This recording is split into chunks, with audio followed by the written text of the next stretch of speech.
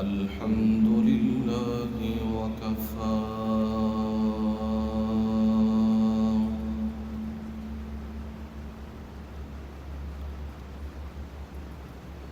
والصلاة والسلام على عباده الذين اصطفى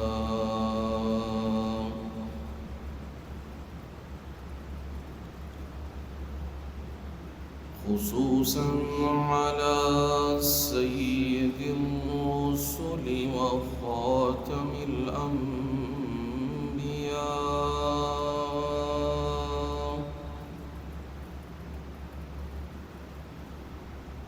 وعلى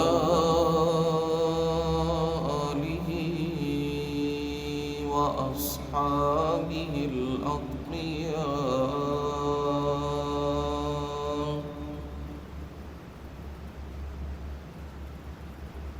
أما بعد فأعوذ بالله من الشيطان الرجيم.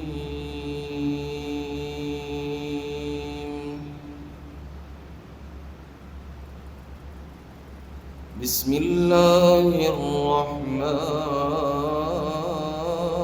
الرحيم.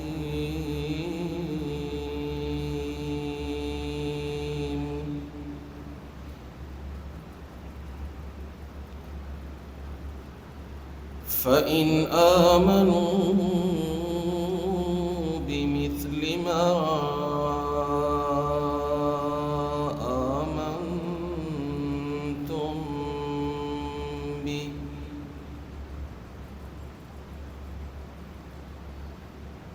فقد اهتدوا، وإن تولوا فإنما هم في شقاق،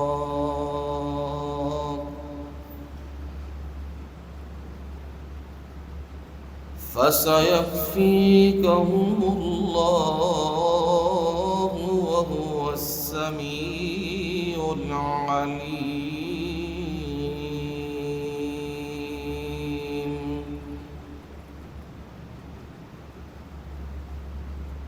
صبغة الله ومن أحسن من الله صبغة، ونحن له عابدون.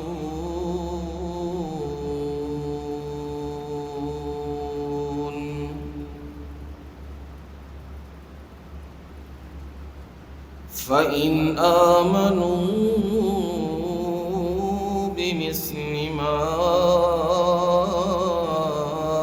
آمنتم به، بس اگر وہ ایمان لائیں، یعنی یہود و نصارہ اور بعد میں آنے والے، بمثل ما آمنتم به، اس طرح ایمان لائیں جیسے تم لوگ اس پہ ایمان لائے ہو، یعنی صحابہ اکرام رضوان اللہ تعالی علیہم اجمعین. فقد اہتدوا، تو یقیناً وہ ہدایت یافتہ ہوں گے. وَإِن تَوَلَّوْا فَإِنَّمَا هُمْ فِي شِقَاقٍ،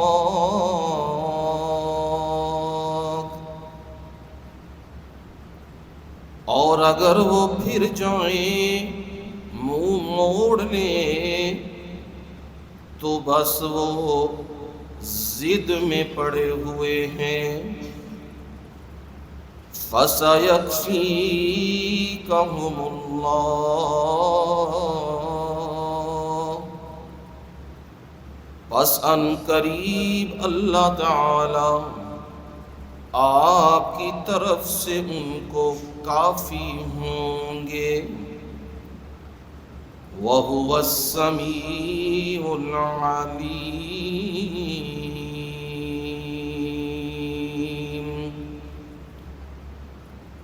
اور وہی ہے سننے والا، خوب جاننے والا۔ صبغۃ اللہ،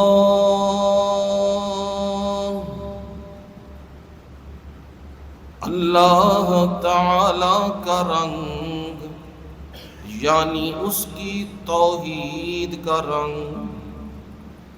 وَمَنْ أَحْسَنُ مِنَ اللَّهِ صِبْغًا،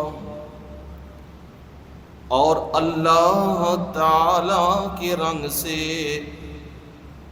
کس کا رنگ بہترین ہے۔ وَنَحْنُ لَهُ عَابِدُونَ،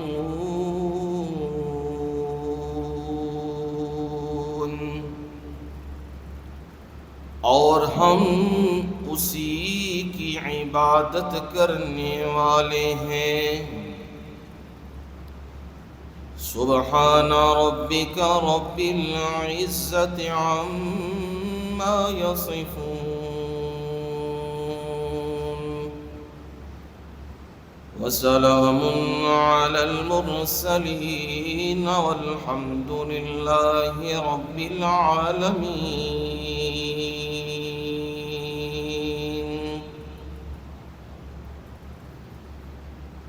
قال النبي صلى الله عليه وسلم: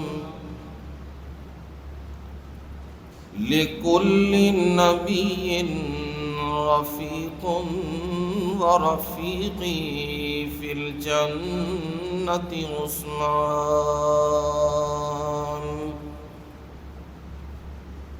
أو كما قال النبي صلی اللہ علیہ وسلم۔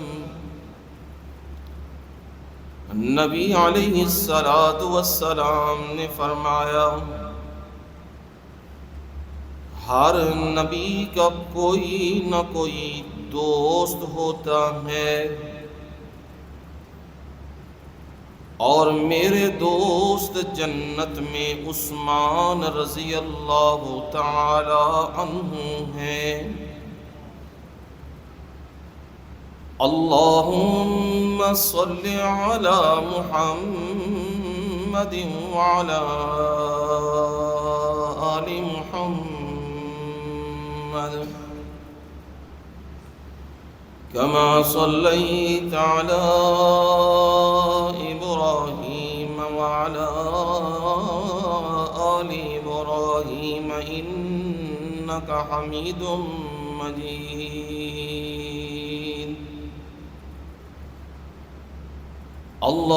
اللهم بارك على محمد وعلى آل محمد،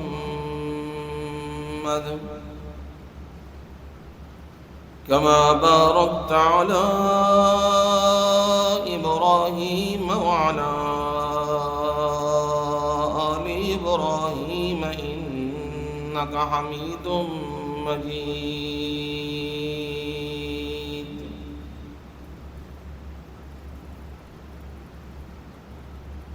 قابل صد احترام و اکرام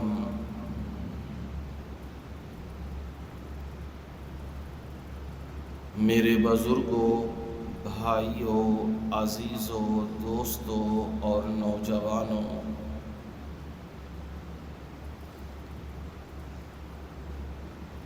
اور میری مائیں، بہنیں اور بیٹیاں،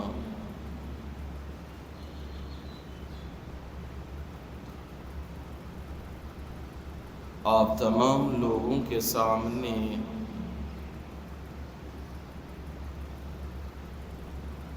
اللہ تعالی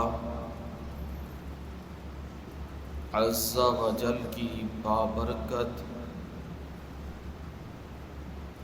اور مطہر کتاب سے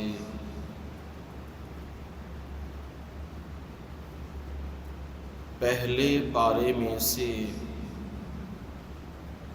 سورۃ البقرہ کی آیت نمبر 137 اور 138 دونوں آیات تلاوت کی ہیں اور ان کا ترجمہ آپ لوگوں کے گوش گزار کر دیا ہے۔ نبی اکرم صلی اللہ علیہ وسلم کے ارشادات و فرمودات میں سے ایک فرمان مبارک با ترجمہ آپ کو سنا دیا ہے۔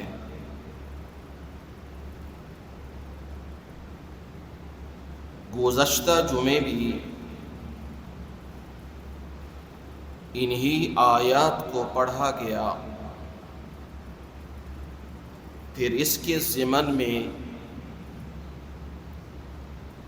گزارشات اور معروضات عرض کی گئیں۔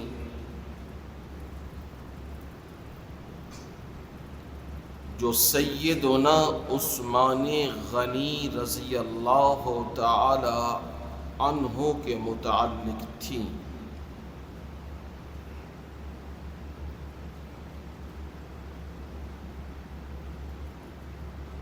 یہ وہ قابل قدر ہستیاں ہیں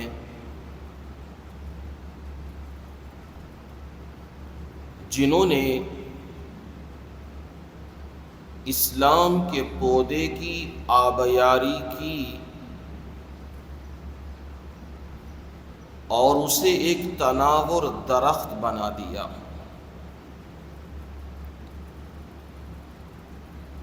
یہ وہ چنے ہوئے لوگ ہیں جن کا چناؤ اللہ تعالی نے خود فرمایا ہے، اور ان کے قلوب کے متعلق، ان کے دلوں کے متعلق اللہ تعالی نے قرآن مجید میں گواہی دی ہے۔ فرمایا اولئک الذین امتحن اللہ قلوبہم للتقوی، یہ وہ لوگ ہیں، صحابہ کی جماعت یہ وہ لوگ ہیں ان کے دلوں کو اللہ تعالی نے جانچ لیا ہے، پرکھ لیا ہے، صاف دیکھ لیا ہے۔ ان کے دلوں میں للتقوی، خدا خوفی کے سوا کچھ بھی نہیں ہے۔ دنیا کی محبت، مال و دولت کی محبت، زمین و جائیداد کی محبت، حکمرانی اور عہدوں کی محبت ان کے دلوں میں نہیں ہے۔ ان کے دلوں میں صرف ایک ہی چیز ہے، للتقوی، اللہ کا ڈر، اس کا خوف، گناہوں سے بچنا، صغائر سے بچنا، کبائر سے بچنا، اور ہر وقت اللہ کی یاد میں روتے رہنا، اور اس کے دین کو نافذ کرنے کے لیے اپنی جان، اپنا مال، اپنی آل اولاد، اپنی ہر چیز قربان کر دینا، یہ ان کا خاصہ ہے۔ کتنے واقعات اسلامی کتب میں موجود ہیں جن سے بندے کی عقل حیران رہ جاتی ہے کہ روئے زمین پر ایسے لوگ بھی آئے تھے جنہوں نے اپنی رشتہ داریاں بھی چھوڑ دیں اللہ کے لیے اور اس کے رسول کے لیے، جنہوں نے اپنی زمینیں، اپنے وطن، اپنے مکان، اپنی ہر چیز اللہ اور اس کے رسول کے لیے ترک کر دی، چھوڑ دی، صرف اور صرف اللہ کی رضا کو مقصود رکھا، ایسی ہستیاں بھی دنیا میں آئی ہیں، یہ بے شمار واقعات ہیں۔ غزوہ بدر کے موقع پہ اگر صرف اسی منظر کو پڑھ لیا جائے تو یہ بھی کسی انسان کو ہلا دینے کے لیے کافی ہے اور اسے دین اسلام پہ پختہ کرنے کے لیے کافی ہے کہ رسول اللہ صلی اللہ علیہ وسلم کا داماد حضرت زینب کے گھر والے ابو العاص ابن ربی، داماد کی تو بڑی حیا ہوتی ہے، لیکن وہ قیدیوں میں آئے ہیں، کسی عام بندے کے نہیں، نبی اکرم صلی اللہ علیہ وسلم کے، اور حضرت خدیجۃ الکبریٰ رضی اللہ تعالی عنہا کی طرف سے رشتہ داری بھی ہے، خالہ زاد تھے، بعد میں انہوں نے اسلام قبول کر لیا تھا،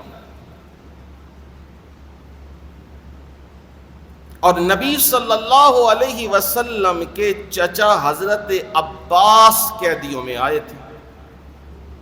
یہ دیکھیے آج ہمارے ہاں رشتہ داری آگے ہوتی ہے، دوستی آگے ہوتی ہے، اور دنیا کا بھائی چارہ آگے ہوتا ہے۔ بندہ کہتا ہے میں مجبور ہوں، میں نہیں کچھ کر سکتا، مجھے پتا ہے یہ سالگرہ دین میں نہیں، یہ محرم کے جلوس، یہ نیازیں، یہ چیزیں کوئی نہیں، یہ ربیع الاول کے جلوس، یہ چیزیں ساری کوئی نہیں، میں جانتا ہوں، میں سمجھتا ہوں، یہ تیجے ساتے کل چالیے برسیں، قبروں پہ دعائیں اور جا کے پھر قبروں کے اوپر اذانیں، یہ چیزیں تو کوئی نہیں، میں مانتا ہوں مروجہ چیزیں یہ نہیں ہیں، پر میں مجبور ہوں۔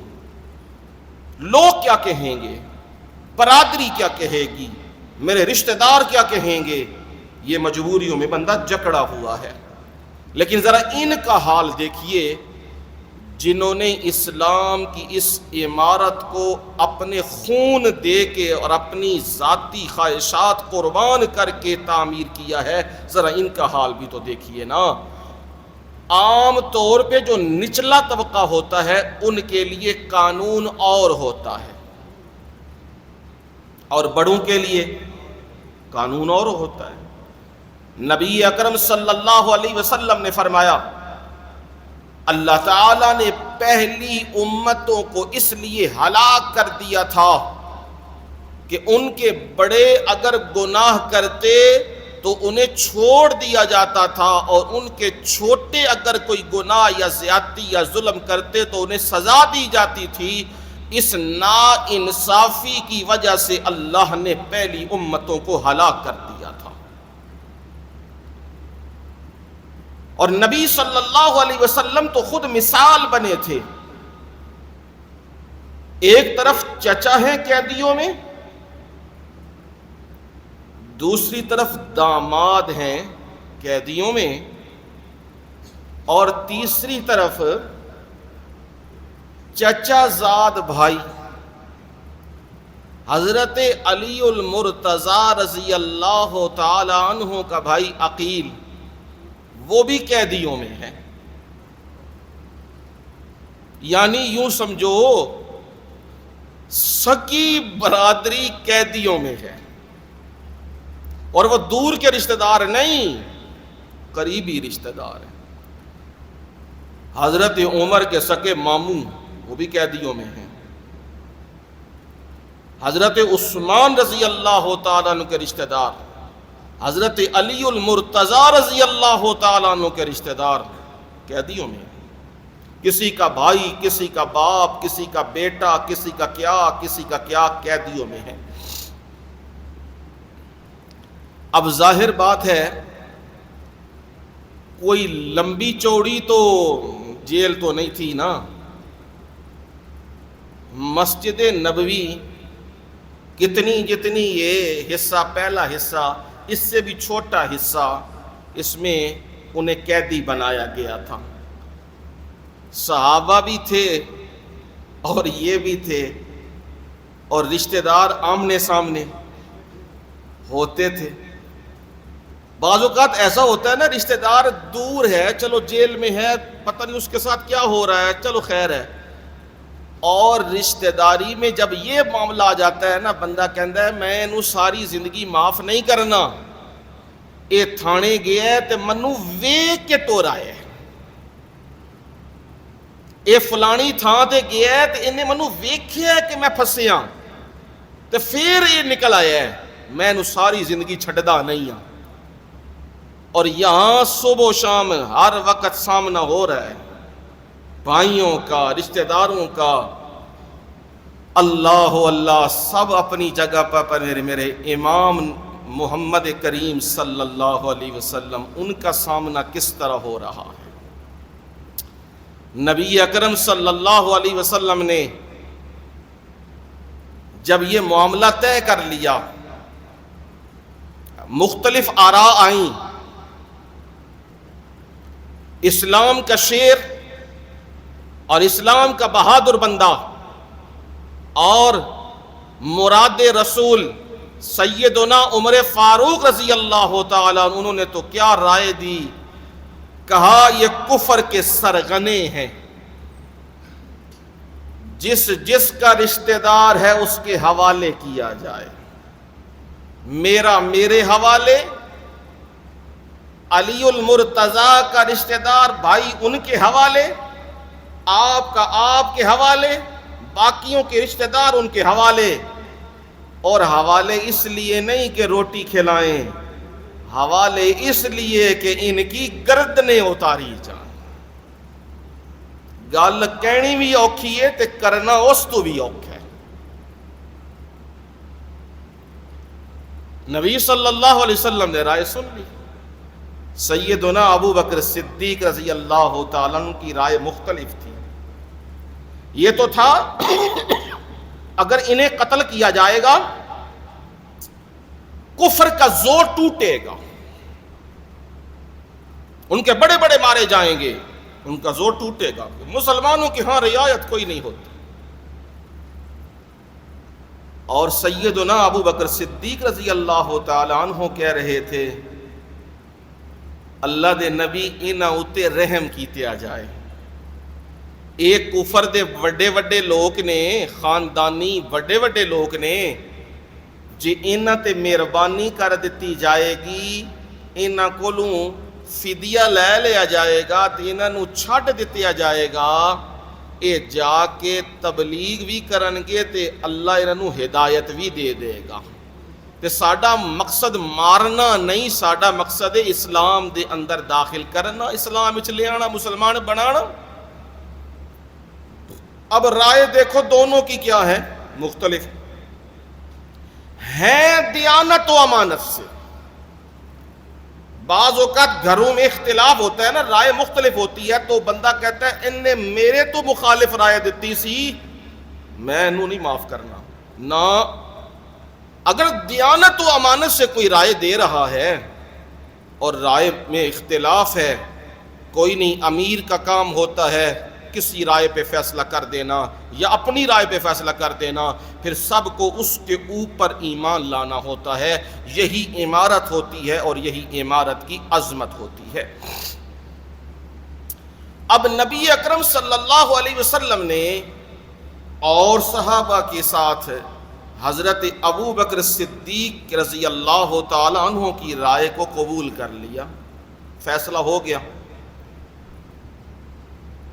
جیڑا بندہ مال والا ہے وہ انے پیسے دے دے رہائی، جیڑا نہیں دے سکتا وہ پڑھنا لکھنا سکھا دے۔ کی پڑھنا لکھنا؟ انگریزی پڑھا دے۔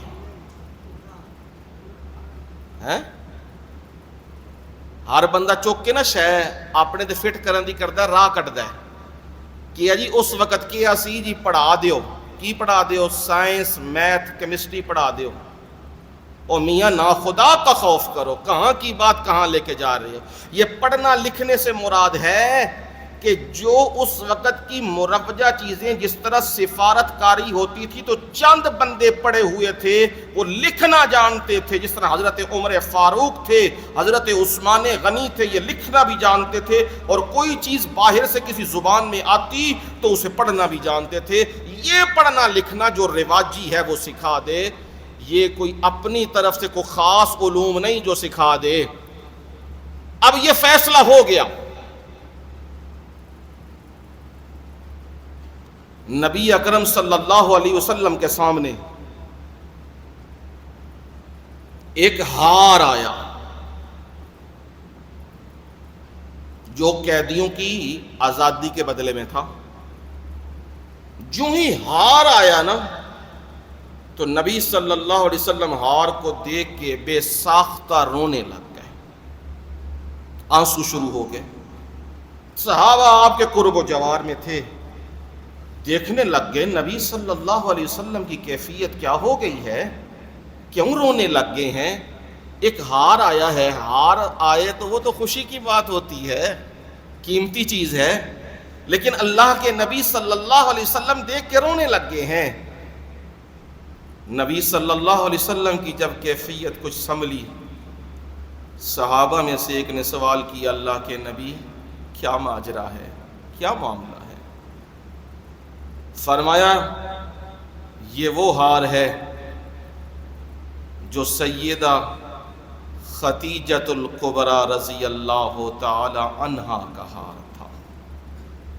میں نے جو ہی ہار دیکھا مجھے سیدہ خدیجۃ الکبریٰ یاد آ گئی، اور انہوں نے اپنی بیٹی کو دیا تھا، یعنی میری بیٹی حضرت زینب کو حضرت زینب نے یہ دیا تھا اپنے خاوند کی رہائی کے لیے۔ نبی صلی اللہ علیہ وسلم رات مسجد میں تھے، انہیں ستونوں سے باندھا گیا تھا۔ نبی صلی اللہ علیہ وسلم نے ایک آواز سنی، کراہنے کی آواز۔ نبی علیہ الصلاۃ والسلام بے قرار ہوئے، اٹھے اور دیکھا حضرت عباس رضی اللہ تعالی عنہ کی آواز تھی، اور وہ درد کی وجہ سے کرا رہے تھے۔ رشتے میں کیا لگتے تھے؟ چچا لگتے تھے۔ نبی صلی اللہ علیہ وسلم نے پوچھ لیا، چچا کیا معاملہ ہے؟ سخت تکلیف میں ہوں، رسیاں جو باندھی گئی ہیں ہاتھوں کے ساتھ وہ زیادہ سخت باندھی گئی ہیں، مجھے تکلیف ہو رہی ہے۔ اب اللہ اکبر، اللہ اکبر، اسلام دیکھیے اور محبت و رشتے دیکھیے۔ نبی صلی اللہ علیہ وسلم نے یہ نہیں کیا کہ اٹھ کے کھول دیا، صحابہ کو بلا لیا، اگر تمہیں اجازت دو تو میرے چچا تکلیف میں ہیں، اگر تمہیں اجازت دو تو میں رسی ذرا ڈھیلی کر دوں۔ صحابہ نے کہا اللہ کے نبی جس سے آپ کو راحت ملتی ہے ہمیں بھی اسی سے راحت ملتی ہے۔ تسی سو کھیچو تے اللہ دے نبی اسی بھی سو کھیچاں، تسی دو کھیچو تے اسی بھی دو کھیچاں۔ نبی علیہ الصلوۃ والسلام نے اجازت لے کے پھر ہاتھوں کو ذرا رسیوں کو ڈھیلا کر دیا۔ یہ بدر کی بات بتا رہا ہوں اور صحابہ کا منظر بتا رہا ہوں۔ کسی نے نہیں کہا میرا باپ ہے، میرا چچا ہے، میرا فلانا ہے، چھوڑ دو، نہیں۔ جو فیصلہ محمد الرسول اللہ صلی اللہ علیہ وسلم فرمائیں گے وہی فیصلہ رب کا فیصلہ ہوگا، اور اسی پر سب کا ایمان ہوگا۔ یہ ایسی تربیت یافتہ فوج تھی جسے رب نے کہا حزب اللہ۔ کیا کہا جی؟ ہاں، ایک گلاں پکیاں یاد کر لو، پکیاں۔ اج دا دور فتنیاں دا دور ہے، تے اج دے دور وچ نسلی لوگ مکدے جا رہے ہیں، خاندانی لوگ مکدے جا رہے ہیں، بے نسلے آ گئے نے، جڑے اپنے اصل نو نہیں پہچان رہے تے اپنے ماں باپ اپنے وڈے انہاں نو گالیاں تے بکواس کردے نے، بے نسلے لوگ آ گئے نے۔ لہٰذا اج دے دور وچ ضروری ہے کہ انہاں لوکاں دے بارے تانوں پتہ ہونا چاہیدا ہے کہ اے جماعت کیڑی ہے تے اس جماعت دے کارنامے کی نے، اس جماعت دا انتخاب کس نے کیتے ہے۔ رسول اللہ صلی اللہ علیہ وسلم نے ان کی تربیت فرمائی ہے۔ یہ شاگرد کدے نے؟ نبی اکرم صلی اللہ علیہ وسلم۔ وہ پہلی درسگاہ مسجد حرام میں بھی اور مسجد نبوی میں بھی یہ پہلے شاگرد ہیں رسول اللہ صلی اللہ علیہ وسلم کے جنہوں نے تربیت پائی ہے، اور وہ اوصاف سیکھے ہیں اللہ کے نبی سے جس سے آج کا کافر بھی حیرت میں پڑ جاتا ہے کہ یہ ایسے لوگ تھے، ایسی جان قربان کرنے والے اور فدا کرنے والے تھے، یہ وہ جماعت ہے۔ اس کا تذکرہ بھی انشاءاللہ خصوصیت کے ساتھ کروں گا باقاعدہ کہ صحابہ کے بارے میں رب کی رائے کیا ہے، نبی کی رائے کیا ہے، اور بڑے خلفاء کی رائے کیا ہے، یہ ضرور عرض کروں گا۔ اس جماعت کے ہر فرد کے اوصاف حمیدہ وہ دوسرے سے نمایاں اور مختلف ہیں۔ جو خوبیاں اللہ نے کسی کو عطا کی ہیں تو اس میں اللہ نے اسے منفرد بنایا ہے، مثالی بنایا ہے، اور رہتی دنیا کے لیے اسے ہدایت کا ذریعہ بنایا ہے۔ اسی میں تذکرہ میں سنا رہا تھا سیدنا عثمان غنی رضی اللہ تعالی عنہ کا۔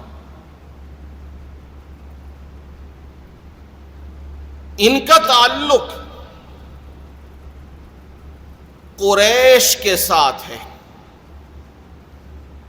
قریش کی مختلف شاخیں ہیں، ان میں دو بڑی مشہور شاخیں ہیں، بنو ہاشم اور بنو امیہ، یہ دو بڑی شاخیں۔ سیاست کے اندر، طاقت کے اندر، غلبے کے اندر اور سیادت کے اندر اگر کسی کا رعب اور دبدبا تھا تو بنو ہاشم اور بنو امیہ کا تھا۔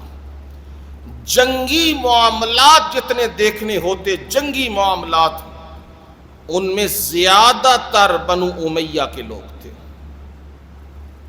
اور بنو ہاشم یہ زیادہ تر سردار ہونے میں، سیادت کے اندر یہ اولین درجے پہ تھے۔ حضرت عثمان غنی رضی اللہ تعالی عنہ بنو امیہ میں سے تھے۔ ان کا نام تھا عثمان، والد کا نام تھا عفان، دادا کا نام تھا ابو العاص، پردادا کا نام تھا امیہ، اور اس کے والد کا نام تھا عبد شمس، اور ان کا نام، اس کے والد کا نام تھا عبد مناف۔ یہ عبد مناف پہ جا کے نبی صلی اللہ علیہ وسلم سے ان کا قبیلہ جڑ جاتا تھا، یعنی حضرت عثمان غنی رضی اللہ تعالی عنہ پانچویں پشت پہ جا کے نبی صلی اللہ علیہ وسلم کے آباء و اجداد اور ان کے آباء و اجداد ایک ہو جاتے تھے۔ کتنی پشت پہ؟ پانچویں پشت پہ۔ ان کی شاخ اور دوسری شاخ دونوں مل جاتی تھی۔ ان کی والدہ کا نام تھا عروہ، حمزہ کے ساتھ، عین کے ساتھ نہیں، حمزہ کے ساتھ، حمزہ را واو اور یا، عروہ، بعض اسے اروا بھی پڑھتے ہیں۔ ان کی والدہ اور ان کی والدہ یعنی حضرت عثمان رضی اللہ تعالیٰ عنہ کی نانی نبی صلی اللہ علیہ وسلم کی سگی پھوپھی تھی۔ سمجھ آیا رشتہ؟ ادھر سے آبا و اجداد کہاں ملتے تھے؟ پانچویں پشت پہ، یعنی سید خاندان ہے، اور ادھر ماں کی طرف سے بھی نبی صلی اللہ علیہ وسلم کا خاندان ہے۔ ان کی نانی یعنی ان کی والدہ کی والدہ وہ نبی صلی اللہ علیہ وسلم کی سگی پھوپھی تھی۔ ان کا نام تھا ام حکیم البیضاء۔ یہ جوڑے کے تھے، نبی صلی اللہ علیہ وسلم کے والد عبداللہ اور یہ دونوں سگے بہن بھائی تھے اور جوڑے کے تھے، یعنی آپ کی سکی پھوپھی حضرت عثمان کی کیا لگتی تھی؟ کیا لگتی تھی؟ نانی لگتی تھی۔ اس میں آپ رشتے کے اعتبار سے ماموں لگتے تھے، رشتے کے اعتبار سے۔ نبی اکرم صلی اللہ علیہ وسلم آپ کا تعلق اور آپ کی نسبت اوپر خاندانوں میں بھی تھی اور نیچے بھی ایسی جڑی کہ قیامت تک آنے والے لوگ حضرت عثمان رضی اللہ تعالی عنہ پہ رش کرتے ہیں۔ ایسی تعلق، ایسا ربط جڑا کہ قیامت تک آنے والے لوگ حضرت عثمان کی شان کے اوپر، عظمت کے اوپر رش کرتے رہیں گے۔ کیوں نہ کریں کہ نبی کی دو بیٹیاں یکے بعد دیگر حضرت عثمان غنی کے نکاح میں ہیں، اور نبی بھی عام نہیں، سارے نبیوں کا امام، سارے نبیوں کا سردار اور خاتم النبیین، پہلے اور پچھلوں سب کا سردار، ان کی دو بیٹیاں، یعنی کائنات میں سارے نبیوں کی بیٹیوں سے افضل بیٹیاں کس کی ہیں؟ نبی اکرم صلی اللہ علیہ وسلم کی بیٹیاں۔ حضرت عثمان کو تو رب نے فضیلتیں دی ہی دی ہیں، لیکن ان بیٹیوں کی وجہ سے ان عظمتوں اور فضیلتوں کو چار چاند لگ گئے ہیں۔ نبی اکرم صلی اللہ علیہ وسلم کے پاس حضرت ابو بکر صدیق رضی اللہ تعالیٰ عنہ ان کو لے کے آئے تھے۔ ان کا یارانہ تھا، دوستی تھی حضرت ابو بکر صدیق رضی اللہ تعالیٰ عنہ کے ساتھ، اور حضرت عبد الرحمن، یہ باقی لوگوں کے ساتھ ان کی دوستیاں تھیں۔ جب یہ بیٹھتے تھے تو پھر دین کی بارے میں بات کرتے تھے۔ سب سے اچھی محفل اور مجلس ہوتی بھی وہی ہے جس میں بیٹھ کے آپس میں کیا کی جائے؟ دین کے متعلق بات کی جائے۔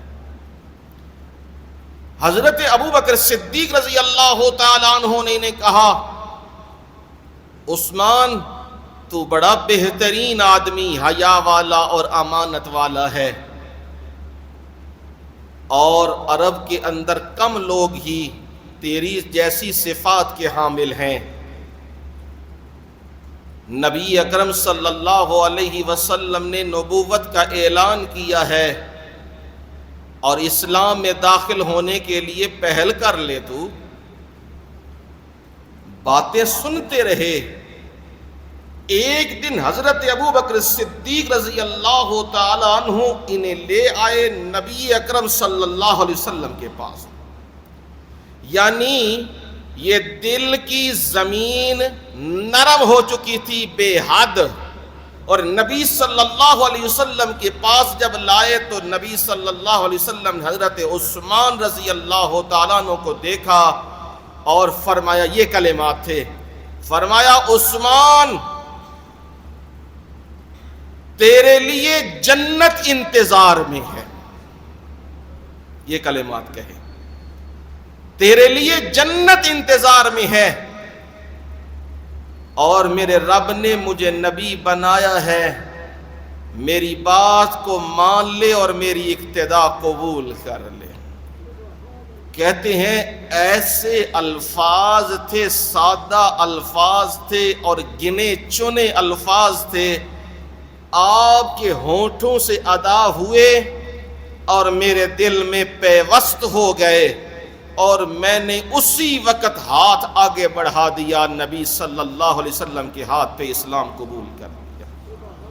ایسے وہ الفاظ میرے دل میں اثر کر گئے, اور پھر اس دن کے بعد نبی صلی اللہ علیہ وسلم کا ساتھ نہیں پھر چھوڑا. بڑے بڑے معاملے آئے, بڑے بڑے سلسلے آئے, لیکن رسول اللہ صلی اللہ علیہ وسلم کی معیت نہیں چھوڑی. نبی اکرم صلی اللہ علیہ وسلم ان کا بے پناہ احترام کیا کرتے تھے, اس وجہ سے کہ اللہ نے جو صفات حضرت عثمان کو دی ہوئی تھیں وہ کم ہی لوگوں کے حصے میں تھی. میں سنا چکا ہوں آپ کو, آپ نے انہیں دیکھ کے سیدھے بھی ہوئے اور اپنی پنڈلی کے اوپر کپڑا بھی دے لیا. سیدہ عائشہ صدیقہ طیبہ طاہرہ ام المومنین نے سوال کیا, اللہ کے نبی یہ کیا ہوا؟ میرے والد آئے تو آپ لیٹے رہے, حضرت عمر آئے رضی اللہ تعالیٰ عنہ آپ لیٹے رہے, حضرت عثمان آئے تو آپ سیدھے ہو گئے اور کپڑا کر لیا, پنڈلی کو ڈھانپ لیا, یہ کیا معاملہ ہے؟ فرمایا یہ وہ بندہ ہے جس سے اللہ کے فرشتے بھی حیا کرتے ہیں, میں محمد کیوں نہ اس کی حیا کروں صلی اللہ علیہ وسلم. یعنی ایسا با حیا بندہ کہ جس کی حیا کے چرچے عرب کے اندر ہوں, ایسا بندہ کم ہی تھا. تو رسول اللہ صلی اللہ علیہ وسلم نے سب سے با حیا بندے کو اپنی بیٹی کا رشتہ دے دیا. نبی کی بیٹی بھی سب سے زیادہ با حیا, نبی کی بیٹی سب سے زیادہ با حیا. نبی نے جسے چنا وہ بھی با حیا, اور جس نے چناؤ کیا وہ بھی با حیا ہے. جہاں اتنی حیا ہو وہاں کوئی بندہ بے حیائی کرے ہے؟ حضرت عثمان کے اوپر وہ زبان درازی کرے, وہ پھر با حیا نہیں ہوتا, وہ کیا ہوتا ہے؟ بے حیا, بے شرم اور بے غیرت بندہ ہے جو حضرت عثمان جیسے با حیا کے اوپر تان و تشنیع کرے, کیونکہ با حیا کا تعلق با حیاؤں کے ساتھ ہوتا ہے. میرا رب سب سے بڑا با حیا ہے, میرے نبی ان کے بعد با حیا ہے, اور میرے نبی نے جسے اپنی بیٹی دی ہے وہ بھی با حیا ہے. رسول اللہ صلی اللہ علیہ وسلم نے جہاں جہاں ضرورت پڑی اعلان کرتے گئے, اور سب میں جو بندہ کھڑا ہوتا گیا اعلان کرتا گیا وہ کون تھا؟ حضرت عثمان غنی رضی اللہ تعالی عنہ تھے، اور ایسے بہترین انسان تھے کہ رسول اللہ صلی اللہ علیہ وسلم کے پاس جب جاتے تھے تو نبی اکرم صلی اللہ علیہ وسلم وحی آتی نا وحی، تو آپ انہیں کہا کرتے تھے، حضرت عثمان رضی اللہ تعالیٰ عنہ کو کہتے تھے وحی لکھا کرو۔ یہ وحی لکھتے بھی تھے، کاتب وحی بھی تھے حضرت عثمان رضی اللہ تعالیٰ عنہ۔ صرف وحی نہیں، جب رسول اللہ صلی اللہ علیہ وسلم دنیا سے رخصت ہو گئے، خلافت کا معاملہ آیا، جو سیدنا ابو بکر صدیق رضی اللہ تعالیٰ عنہ کی خلافت لکھی گئی باقاعدہ طور پہ، وہ لکھنے والا بندہ کوئی اور نہیں، وہ کون تھے؟ حضرت عثمان غنی تھے، جنہوں نے وہ دستاویز لکھی تھی۔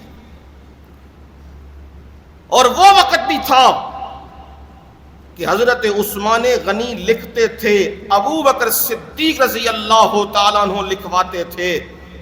اور جب یہ جملہ آتا نا، نبی اکرم صلی اللہ علیہ وسلم کی وفات کے بعد ان کے خلیفہ ابو بکر صدیق، ان کا انتخاب کیا گیا، جب یہ جملہ آتا حضرت ابو بکر صدیق رضی اللہ تعالیٰ عنہ بار بار بے ہوش ہو جاتے تھے اس جملے کے اوپر۔ ہائے ابو بکر کی کیا مجال کہ نبی کا خلیفہ بنے، نبی کا نائب بنے، کہاں میرے نبی اور کہاں ابو بکر ایک عام بندہ۔ جب یہ جملہ آتا نا خلیفہ کا، رونے لگ جاتے، ہچکیاں بند جاتی، بے ہوش ہو جاتے۔ حضرت عثمان غنی رضی اللہ تعالیٰ نے جب یہ کیفیت دیکھی نا، تحریر کچھ بدلی۔ نبی اکرم صلی اللہ علیہ وسلم کی وفات کے بعد جو منتخب کیے گئے، حضرت عمر فاروق رضی اللہ تعالیٰ عنہ، ان کی جگہ نام کن کا لکھ دیا؟ حضرت عمر فاروق رضی اللہ تعالیٰ عنہ کا۔ اور پھر جب ہوش آتی تو پوچھتے کیا لکھا ہے، پڑھو۔ جب پڑھا تو کہا آپ کے بعد عمر فاروق کو منتخب کر دیا گیا۔ کہتے الحمدللہ میرے اللہ نے مجھ پہ رحم کیا ہے۔ یہ کیا تھا؟ وہ بھی سمجھ گئے تھے یہی کیفیت رہی، کہیں حادثہ نہ ہو جائے، کیونکہ ابو بکر صدیق رضی اللہ تعالیٰ عنہ عام بندہ تو نہیں ہے نا۔ اور نبوت سے لے کے آخر تک جو بندہ ساتھ ساتھ چلتا رہا وہ کون تھا؟ ابو بکر نبی کا یار، وہ برداشت نہیں کر سکتے تھے۔ پھر حضرت عمر فاروق رضی اللہ تعالی عنہ نے جو دستاویز لکھوائی تھی، یہ بندے حضرت ابو بکر صدیق کے بعد حضرت عمر نے لکھوائی، حضرت عثمان، علی المرتضی، عبد الرحمن بن عوف، سعد بن ابی وقاص، طلحہ اور زبیر بن عوام، یہ لکھوائے تھے بندے۔ وہ دستاویز بھی کس نے لکھی تھی؟ حضرت عثمان غنی نے لکھی تھی۔ کوئی معمولی بندے نہیں تھے، قابل اعتماد بندے تھے۔ نبی صلی اللہ علیہ وسلم جب مشاورت کرتے تھے تو مشاورت میں خاص رائے رکھا کرتے تھے، اور رسول اللہ صلی اللہ علیہ وسلم کو مشورہ دیا کرتے تھے۔ نبی اکرم صلی اللہ علیہ وسلم سے کہا اللہ کے نبی، مظالم بڑھ گئے ہیں، کیا کریں؟ فرمایا ہجرت کر جاؤ۔ اب ہجرت کی تو ان کے ساتھ کون تھی؟ نبی صلی اللہ علیہ وسلم کی بیٹی حضرت رقیہ رضی اللہ تعالیٰ عنہ، وہ ساتھ تھی۔ کدھر ہجرت کی؟ حبشہ۔ یہ میں پکی باتیں آپ کو سبقاً یاد کروا رہا ہوں کہ آپ کے دل و دماغ میں پیوست ہو جائیں اور اپنی نسلوں، اپنے بچوں کو بتلائیں، تاکہ انہیں اصل تاریخ یاد رہے، اصل بات یاد رہے۔ جو جھوٹ کوڑ کباڑ چلایا جا رہا ہے میڈیا کے اوپر، وہ بکواسات وہ نہ ہوں، اور یہ اصل حقیقت انہیں معلوم ہو، اس لیے میں زور دے رہا ہوں باتوں کے اوپر۔ نبی اکرم صلی اللہ علیہ وسلم نے فرمایا ابراہیم خلیل اللہ اور لوط علیہ السلام کے بعد کسی بندے نے اپنی عورت بیوی کے ساتھ ہجرت کی اسلام کے لیے تو وہ حضرت عثمان رضی اللہ تعالیٰ عنہ ہیں۔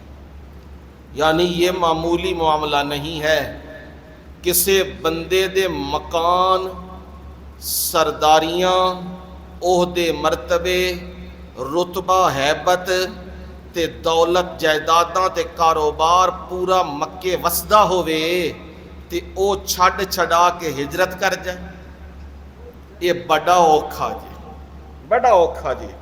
پر حضرت عثمان نے ہجرت کی رضی اللہ تعالی عنہ۔ پھر نبی صلی اللہ علیہ وسلم حال معلوم کرتے تھے کہ بیٹی کا حال کیا ہے، داماد کا حال کیا ہے۔ معلوم ہوتا وہ بہتر حالت میں ہے۔ وہاں اطلاع ملی کہ مکے والے لوگ مسلمان ہو چکے ہیں، یہ اطلاع حبشہ پہنچی۔ مکے والے لوگ مسلمان ہو چکے ہیں، اب انہوں نے ظلم و ستم چھوڑ دیا ہے، اب وہ نبی صلی اللہ علیہ وسلم کی معیت میں ساتھ ہے۔ جب یہ بات پہنچی تو وہاں سے لوگ اب واپس آئے کدھر؟ مکہ۔ حالات سازگار ہو چکے ہیں، مکہ آئے تو اتھے حالات پہلے سے بدتر تھے۔ حضرت عثمان غنی رضی اللہ تعالیٰ عنہ کون سن؟ نبی تو بعد جڑے صحابی نے، صحابی دی جماعت کون ہوندی ہے؟ ولی، سچے ولی، 2 نمبر نہیں، جڑے آج دے نام ہے 2 نمبر نہیں، سچے ولی۔ ہون اطلاع پہنچیے کہ لوگ مسلمان ہو گئے نے۔ اگر غیب دا علم ہوندا ہے پتہ لگ جاندہ ہے جھوٹ بھی چل رہے ہیں، نہ واپس آندے۔ معلوم ہویا ہے غیب دا علم اللہ دے سوا کسے کو نہیں۔ آئے تو انہیں معلوم ہوا کہ نہیں معاملہ ہو رہا ہے۔ نبی صلی اللہ علیہ وسلم کو آپ نے فرمایا اب یہیں رہو، اور کچھ وقت کے بعد حکم آ گیا مدینے کی طرف ہجرت کا، تو رسول اللہ صلی اللہ علیہ وسلم نے اجازت دے دی، چلو لوگ بھی گئے، آپ بھی گئے، حضرت عثمان رضی اللہ تعالیٰ عنہ بھی گئے اور ان کی اہلیہ بھی گئیں۔ بدر کے میدان میں رسول اللہ صلی اللہ علیہ وسلم چھوڑ کے گئے تھے حضرت عثمان رضی اللہ تعالیٰ عنہ کو تیمارداری کے لیے۔ آپ کی بیٹی بیمار تھیں، آپ ان کی تیمارداری کے لیے چھوڑ کے گئے تھے، لیکن جب بدر کے مجاہدین کے حصے تقسیم ہوئے تو رسول اللہ صلی اللہ علیہ وسلم نے حضرت عثمان غنی رضی اللہ تعالیٰ عنہ کو مجاہدین میں شمار بھی کیا اور حصہ بھی دیا۔ فزیکل گئے تھے؟ نہیں گئے تھے۔ اسی لیے یہاں سے مسئلہ سمجھ آیا، اگر امیر، اگر بڑا، وہ اپنے متحد کسی کو سمجھتا ہے کہ اس کا عذر شرعی ہے اور اس کو رعایت دے دیتا ہے کہ یہ بیمار ہے یا کوئی ایسا معاملہ ہے، وہ رعایت اسے دیتا ہے، تو گویا کہ وہ اپنی جگہ پہ کام کر رہا ہے، وہ حاضرین میں شمار ہوگا۔ رسول اللہ صلی اللہ علیہ وسلم نے حضرت عثمان کو کن میں شمار کیا؟ حاضرین میں شمار کیا تھا، اور حصہ بھی حضرت عثمان غنی رضی اللہ تعالیٰ عنہ کو دیا۔ جس دن بدر فتح ہوا، اطلاع پہنچی نا اس دن مکہ معظمہ، وہاں سے بدر سے مدینہ منورہ جب اطلاع پہنچی، اس وقت رسول اللہ صلی اللہ علیہ وسلم کی بیٹی حضرت رقیہ وفات پا چکی تھی۔ ادھر خوشی ادھر غمی ہے، دونوں چیزیں آ گئی۔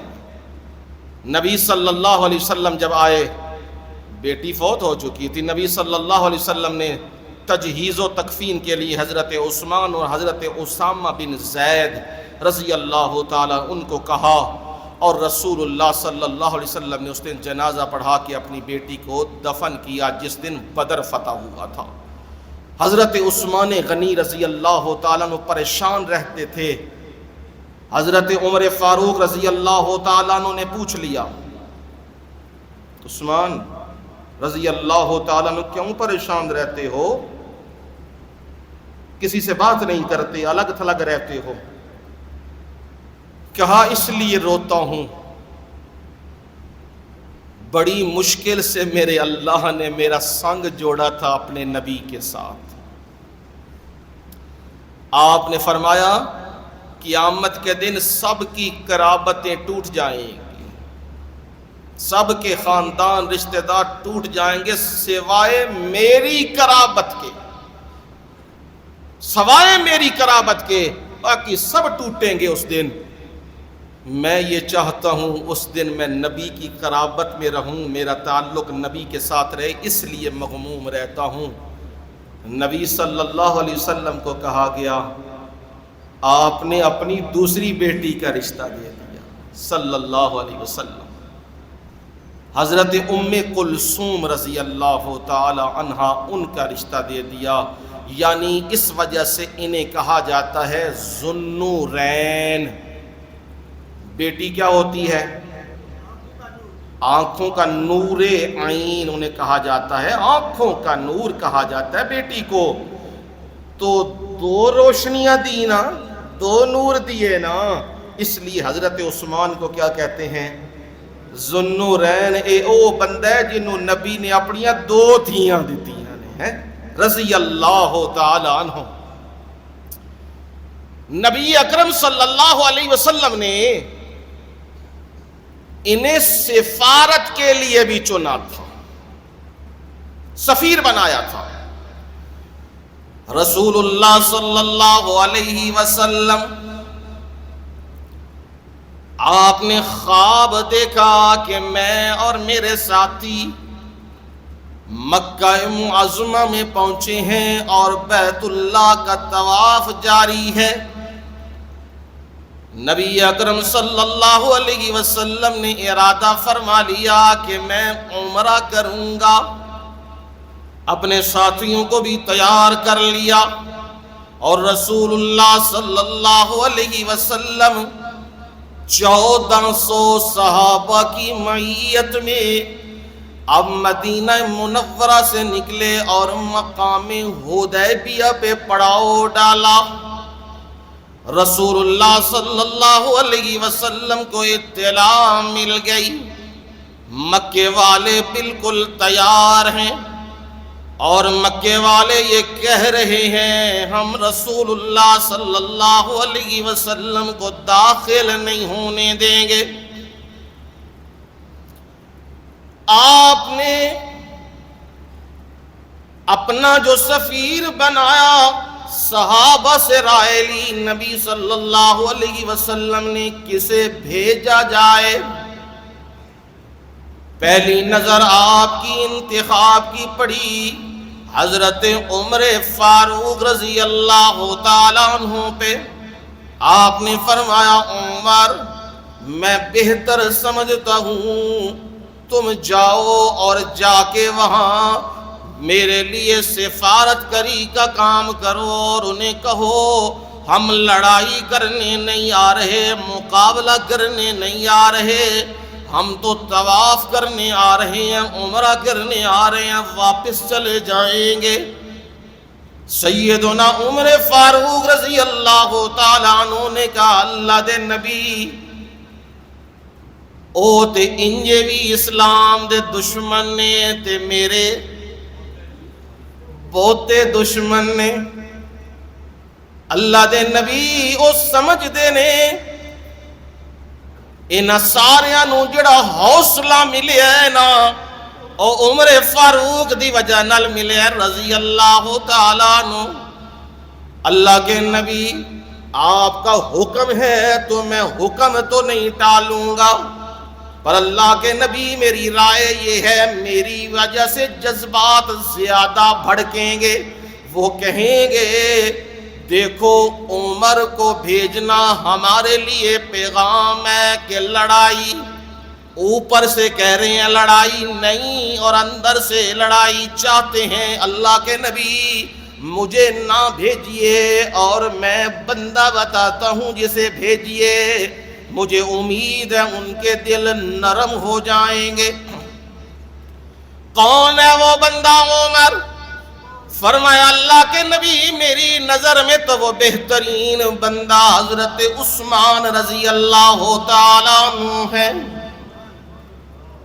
اس لیے بنو امیہ کا غلبہ ہے مکے کے اندر اور ان کے سردار بھی موجود ہیں، اور حضرت عثمان رضی اللہ تعالیٰ عنہ کی رشتہ داری بھی بڑی موجود ہے، حیا رکھیں گے، اور حضرت عثمان رضی اللہ تعالیٰ عنہ کے احسانات بھی بڑے مکے والوں پہ ہیں، ان کا بھی حیا رکھیں گے۔ اللہ کے نبی یہ بہتر چناؤ ہے۔ رسول اللہ صلی اللہ علیہ وسلم نے فرمایا عمر تو نے سچ کہا ہے، عثمان غنی رضی اللہ تعالیٰ عنہ کا انتخاب ہوا، عثمان آپ جائیے اور ان سے بات کیجئے، آپ سفیر رسول ہیں۔ کیا جی؟ ہاں ذرا بولیے گا۔ ہاں انہاں تے بولو نا جڑی سمجھ آوے، انہاں کٹ کٹ کے اپنے آپ نو گلی محلہ چکے ہے، تباہ کر دیتے ہیں، تو تواڈی انی بھی آواز نہیں نکلتی کہ نہ ہی صحابی دا لے لئیے ہیں۔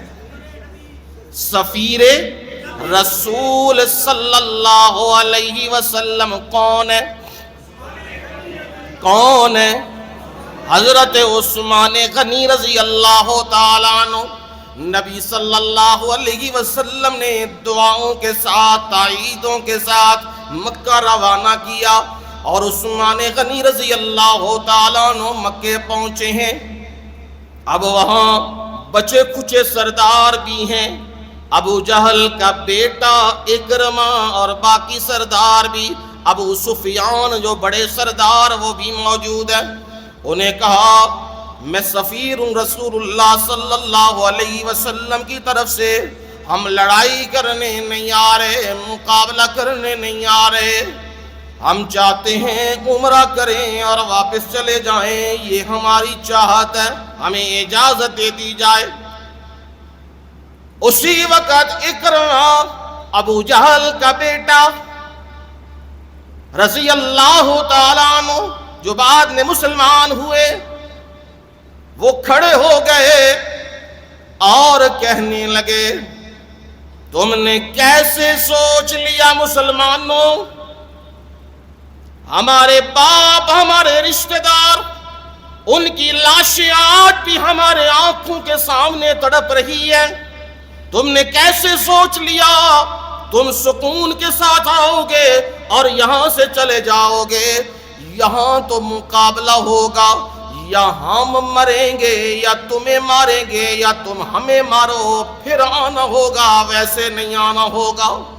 یہ جذبات یہ کیفیات بنی تھیں، اور حضرت ابو سفیان رضی اللہ تعالیٰ عنہ جو اس وقت مسلمان نہیں ہوئے، وہ کہنے لگے عثمان آپ کی حیا ہے، آپ کا رکھ رکھاؤ ہے، ہاں آپ کو اجازت دیتے ہیں آپ طواف کر لیجئے، سبحان اللہ، آپ کو اجازت دیتے ہیں، آپ آئے ہیں، آپ طواف کر لیجئے اور پھر جا کے ہمارا پیغام پہنچا دیجئے۔ حضرت عثمان غنی نبی کا تربیت یافتہ ہے صلی اللہ علیہ وسلم، نبی کا نظر انتہا پڑا ہوا ہے، سفیر رسول ہیں صلی اللہ علیہ وسلم، بے ساختہ کہا مکے کے سرداروں سن لو سن لو، میں تم نے کیسے سوچ بھی لیا کہ میں اکیلا طواف کروں گا؟ خدا کی قسم میں اپنے مرشد محمد کریم صلی اللہ علیہ وسلم کے بغیر کسی صورت طواف نہیں کروں گا۔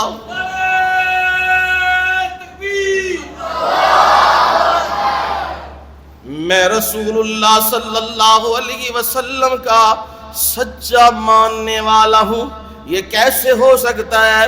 میرے محبوب تو میری انتظار میں ہیں، کب پیغام لے کے آئے اور تم مجھے کہہ رہے ہو طواف کر لیں۔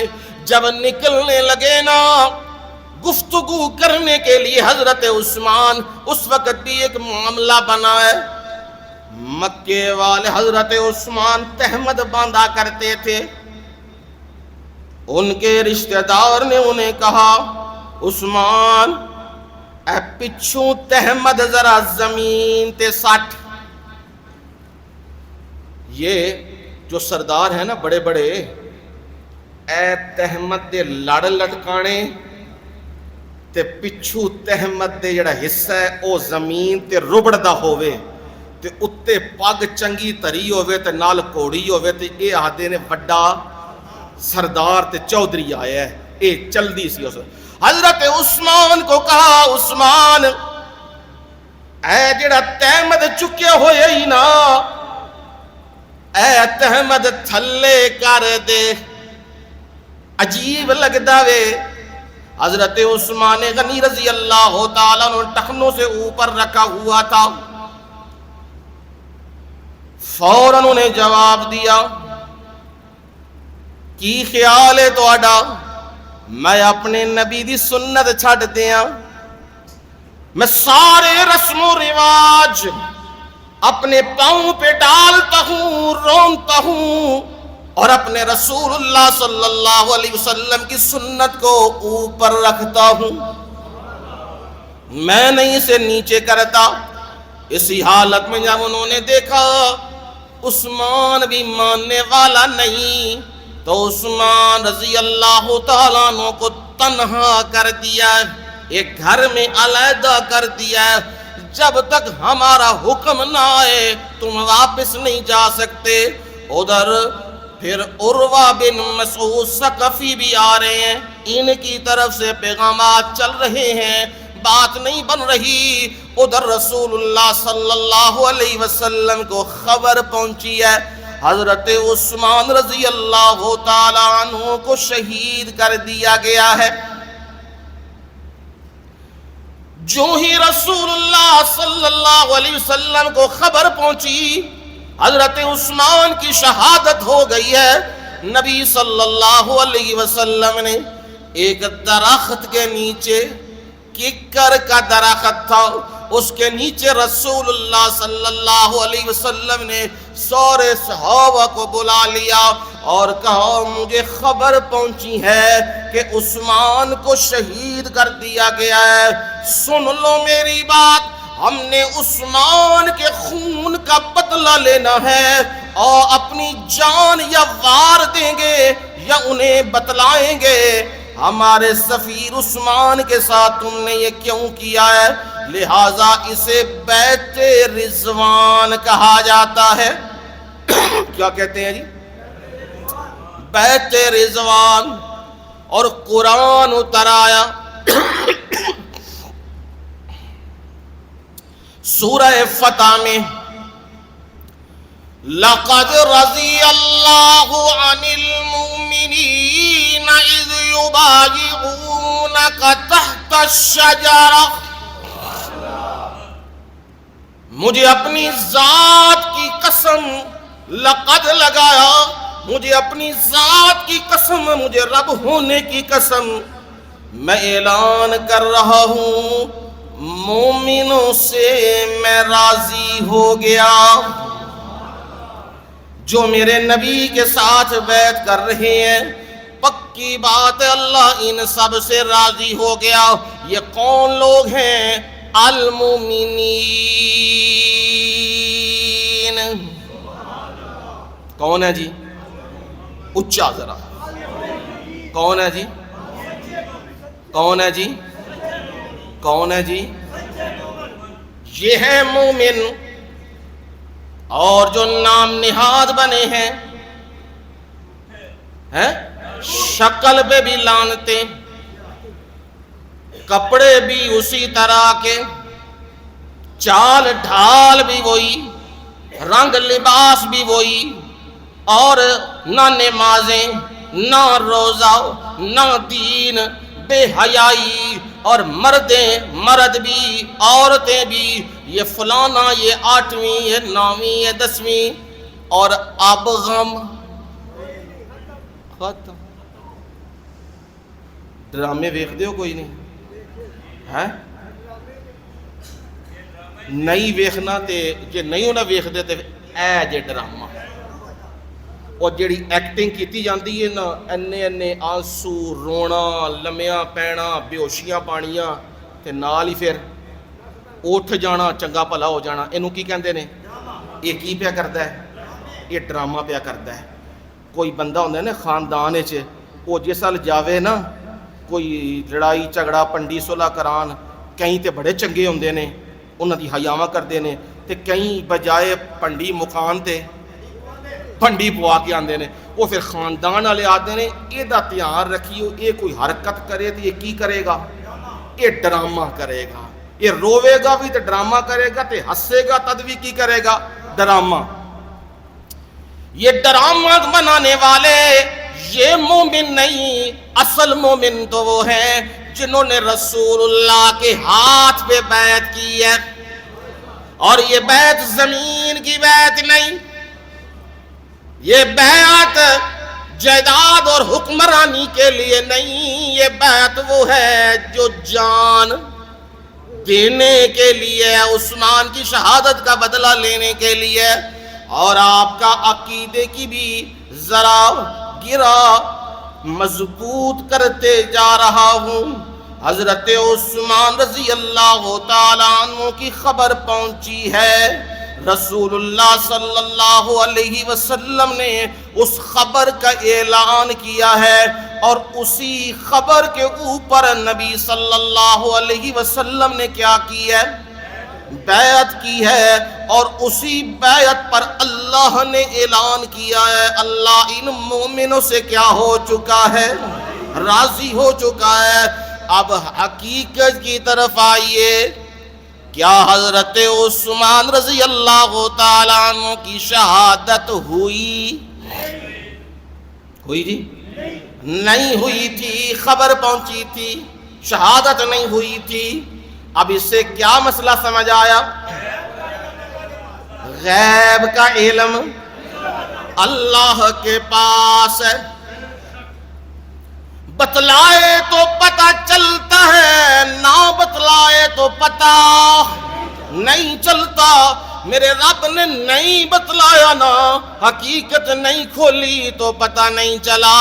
رسول اللہ صلی اللہ علیہ وسلم اس خبر کو سچا تسلیم کر کے ہی کیا کر رہے تھے؟ بیعت کر رہے تھے. اگر معاذ اللہ یہ سوچ لیا جائے نبی غیب کا علم رکھتے ہیں، تو پھر نبی صلی اللہ علیہ وسلم کو پتہ پہلے لگ چکا ہوا تھا، شہادت کوئی نہیں ہوئی. پھر بیعت کرنے کا مسئلہ کہاں ہے؟ پھر سارا کیا بن رہا ہے؟ سارا مذاق بن رہا ہے. اللہ کے نبی صلی اللہ علیہ وسلم جھوٹ بھی نہیں بولتے اور جھوٹ کی تائید بھی نہیں کرتے. نبی تک جو بات پہنچی تھی وہ یہی تھی، شہادت ہو چکی ہے. آپ نے اسی کے اوپر ہی بیعت کی ہے. اب جو سمجھ آ گئی غیب کا علم خاصہ خداوندی ہے، حاضر و ناظر بھی نہیں ہے. وہ بھی کون ہے؟ ایک اللہ. اور مختار کل بھی نہیں ہے کون ہے؟ ایک اللہ۔ یہ اس واقعے سے بھی غور کر لیں تو سمجھ آ جاتی ہے۔ نبی صلی اللہ علیہ وسلم نے جب بیعت کی ہے، صحابہ آ رہے ہیں، بیعت کرتے جا رہے ہیں، نبی صلی اللہ علیہ وسلم نے ایک ہاتھ نیچے رکھا ہے اور اس پر سارے ہاتھ رکھتے جا رہے ہیں۔ اوپر ہاتھ نبی صلی اللہ علیہ وسلم نے اپنا یوں ہاتھ دایاں ہاتھ اٹھا کے کہا، یہ نہ کوئی سمجھنے لگ جائے عثمان تو یہاں موجود نہیں ہے تو پھر بیعت ہو رہی ہے۔ ہاں، آپ نے فرمایا رہتی دنیا تک کے لیے مثال بنا دیا، فرمایا ھذا ید عثمان۔ کوئی یہ نہ سمجھے کہ عثمان کہاں ہے، فرمایا یہ عثمان کا ہاتھ ہے سارے ہاتھوں کے اوپر۔ نبی کا ہاتھ کس کا ہاتھ؟ عثمان غنی کا ہاتھ ہے، اور رسول اللہ صلی اللہ علیہ وسلم کے اس ہاتھ کے اوپر میرے رب نے فرمایا ید اللہ فوق ایدیہم۔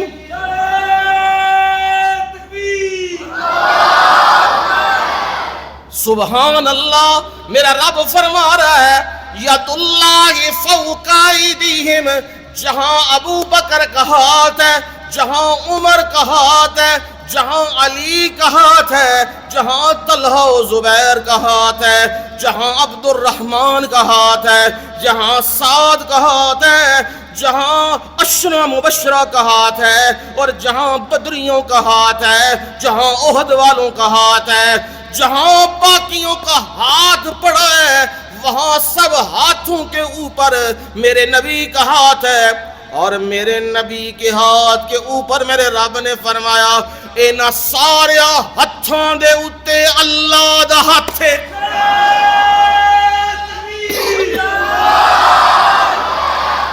ید اللہ فوق ایدیہم۔ اللہ کا ہاتھ کا مطلب کیا ہے؟ میں اللہ دیاں تائیداں تہاڈے نال نے، میں اللہ دیاں مدداں تہاڈے نال نے۔ یہ قرآن اتر آیا حضرت عثمان کے حق میں بھی اور باقیوں کے حق میں بھی اتر آیا، فرمایا فَعَلِمَ مَا فِي قُلُوبِهِمْ۔ سبحان اللہ، سبحان اللہ۔ میرے رب کو یہ بات معلوم تھی قیامت کے قریب بھی، پہلے بھی کچھ بدقماش آئیں گے، کو بد نسل آئیں گے، کوئی موٹے کی پیداوار آئیں گے اور آ کے وہ بکواس کریں گے حضرت عثمان کو اور صحابہ کو۔ وہ کہیں گے اے بیعت اتو کیتی سی، وچوں نہیں سی کیتی، مجبور سن، نبی دا ساتھ دینا سی۔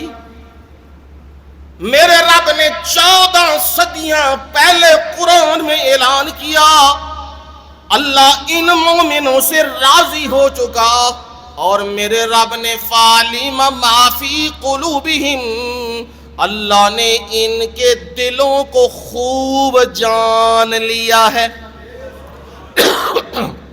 کیا مطلب ان کا؟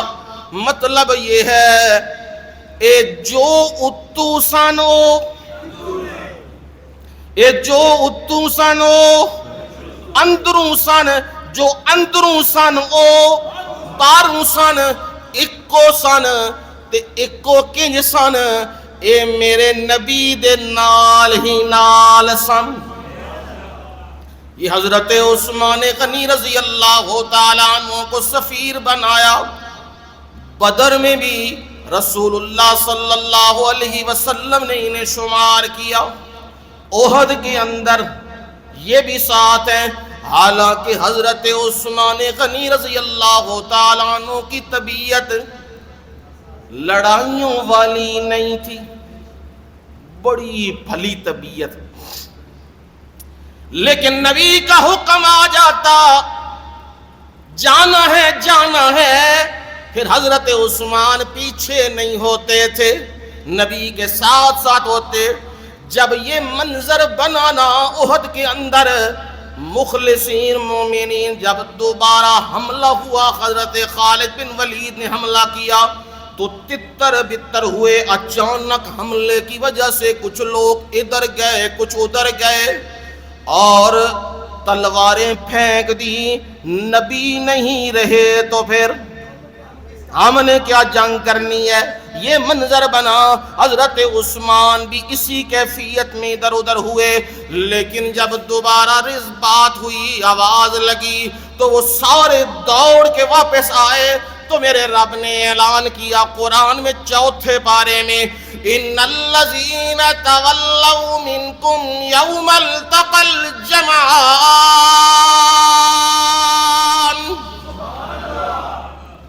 وہ لوگ جس دن 2 جماعتوں کا آمنا سامنا ہوا اور وہ لوگ منتشر ہوئے، ادھر ادھر ہوئے۔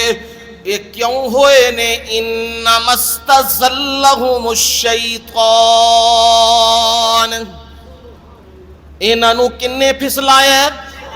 شیطان نے انہاں نو پھسلایا۔ رب نے صحابہ دی رعایت پھیر رکھی ہے۔ اج جڑے شکلاں ویکھو انہاں دیاں تے صحابہ دے بارے گفتگوਆਂ پہ کردے نے، حضرت ابو بکر صدیق دے بارے پہ کردے نے، حضرت عمر دے بارے پہ کردے نے، حضرت عثمان دے بارے پہ کردے نے، حضرت علی المرتضیٰ دے بارے کردے پہ نے، تے حضرت عائشہ صدیقہ طیبہ طاہرہ دے بارے پہ کردے نے۔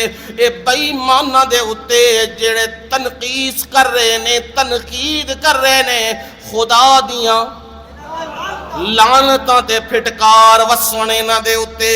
اے جماعت نبی دی جماعت ہے، اے مخلص صحابہ دی جماعت ہے، اے قیمتی جماعت ہے۔ اینو میرے نبی نے تربیت کر کے دنیا دا رہنما بنایا ہے۔ حضرت عثمان رضی اللہ تعالی عنہ اس جماعت کے اس حصے میں ہے کہ میرے رب نے ان کی طرف سے کہہ دیا ہے یہ ساری کارروائی تو شیطان نے ڈالی ہے، پر یاد رکھو کہیں کوئی بعد میں آنے والا وہ ان پہ تنقید نہ کرنے لگ جائے صحابہ کی جماعت پہ۔ میں پہلے اعلان کر رہا ہوں وَلَقَدْ عَفَا اللَّهُ عَنْهُمْ،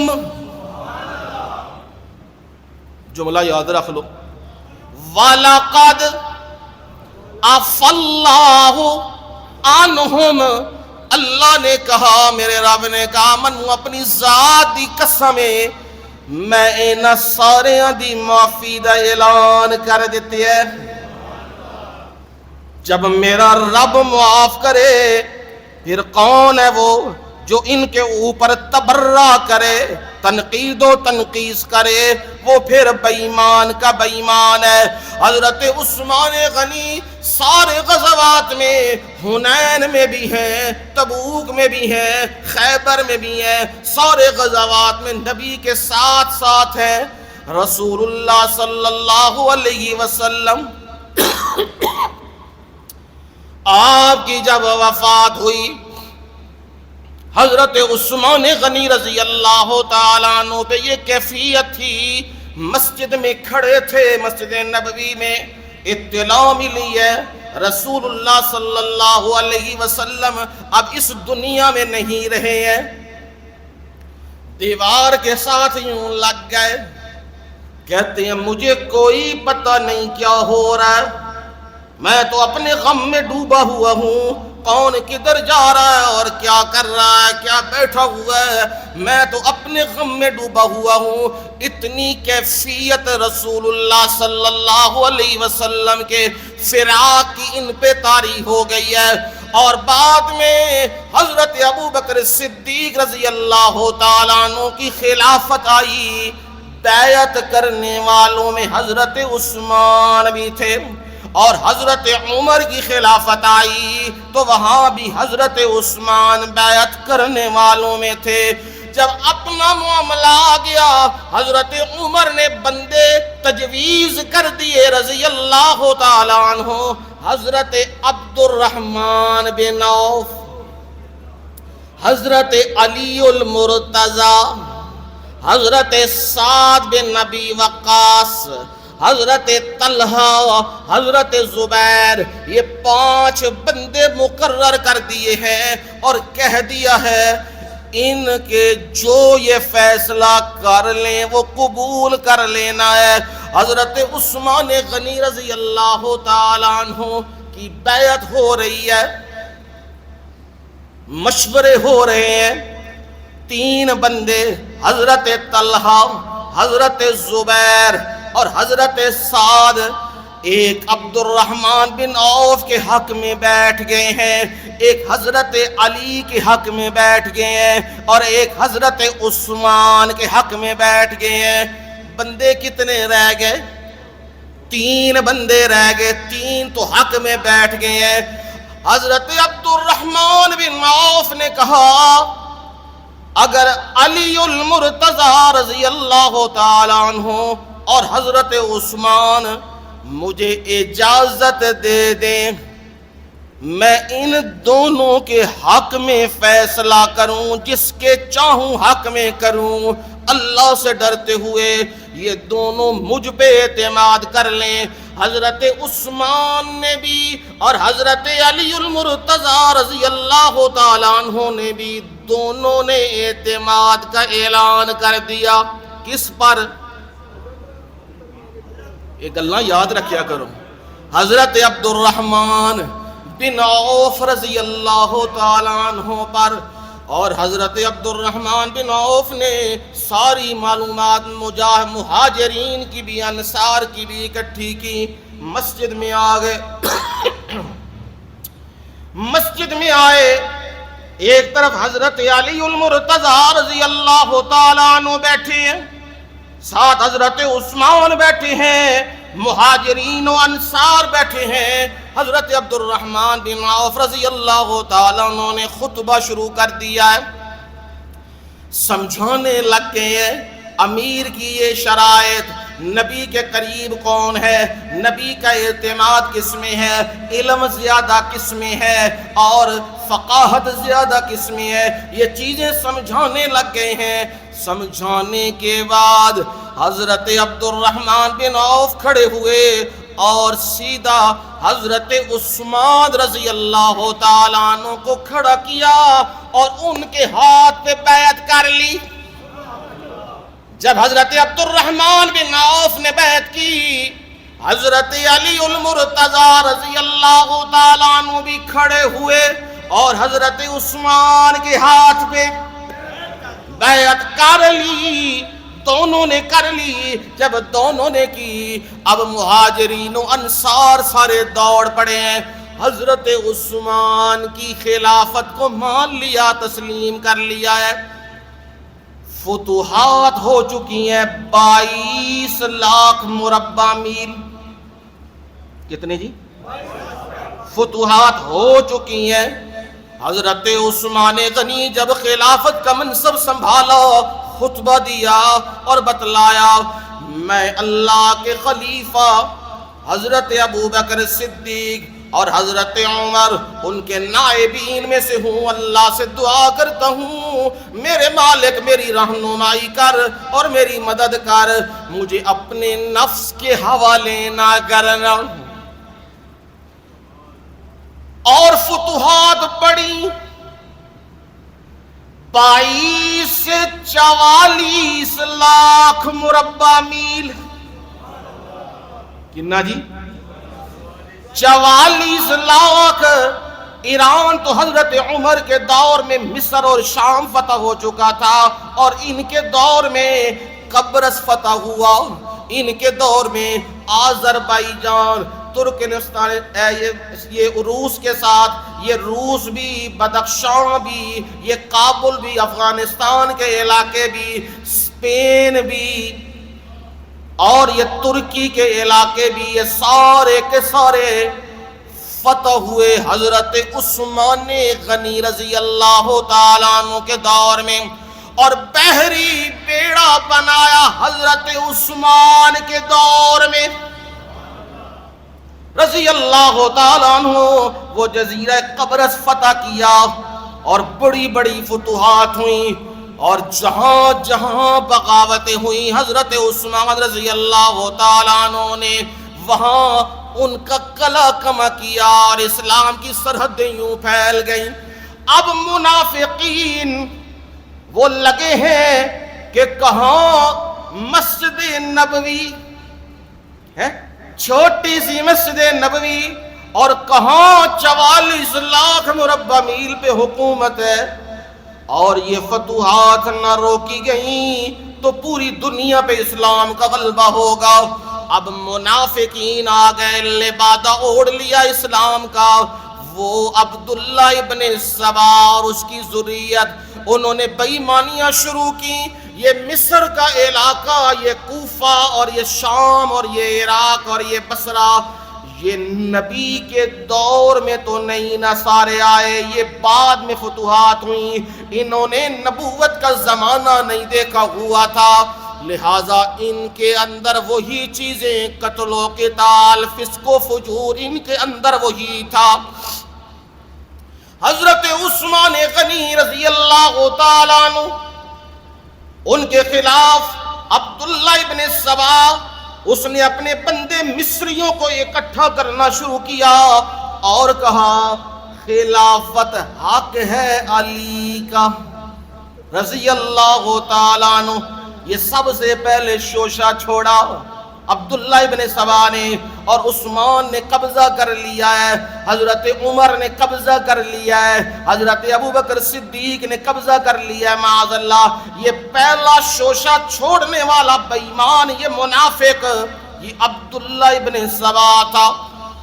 رسول اللہ صلی اللہ علیہ وسلم نے فرمایا عثمان میری بات یاد رکھنا، اللہ تعالی تجھے خلافت کی قمیص پہنائے گا۔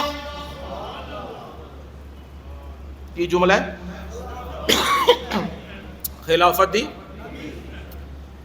عثمان یاد رکھنا، اللہ تعالیٰ تجھے خلافت کی قمیص پہنائے گا۔ کچھ منافق، لفظ کی بولے اللہ دے نبی نے، منافق، کچھ منافق عثمان اس قمیض نو لان دی کوشش کرن گے، خلافت نو لین دی کوشش کرن گے، عثمان جان دے دیں قمیص نہ اتاری۔ یہ رسول اللہ صلی اللہ علیہ وسلم نے وصیت کی ہوئی تھی، اب وہ وقت اپنی آنکھوں کے سامنے آ گیا۔ بلوائی آ گئے، مصری عراقی مدینے میں آ گئے، گھیرا ڈال لیا۔ ادھر حج میں گئے ہوئے ہیں لوگ، اور ادھر یہ مسجد نبوی میں حضرت عثمان غنی رضی اللہ تعالیٰ عنہ ممبر پہ آئے ہیں۔ انہوں نے بکواس بازی شروع کر دی ہے، ہم نہیں سنیں گے خطبہ۔ حضرت عثمان نے بٹھانے کی کوشش کی ہے لیکن معاملہ نہ بنا۔ رسول اللہ کا وہ عصا جس کے ساتھ خطبہ دیتے تھے وہ بھی اسی دوران ٹوٹ گیا۔ حضرت عثمان رضی اللہ تعالیٰ عنہ کو گھر میں قید کر دیا گیا۔ آج بھی جہاں مسجد نبوی وہاں آگے اور 309-10 گیٹ کے ساتھ مسجد غمامہ، اور اس کے ساتھ ابو بکر صدیق، اس کے ساتھ مسجد عثمان، آج وہ گھر تھا حضرت عثمان رضی اللہ تعالیٰ عنہ کا۔ حضرت عثمان رضی اللہ تعالیٰ عنہ اس گھر میں قید کر دیے گئے۔ 40 دن تک کھانا پانی بند۔ کتنے دن؟ اسلام کی تاریخ دیکھنی ہے تو دیکھو نا، جھلک کیا ہے۔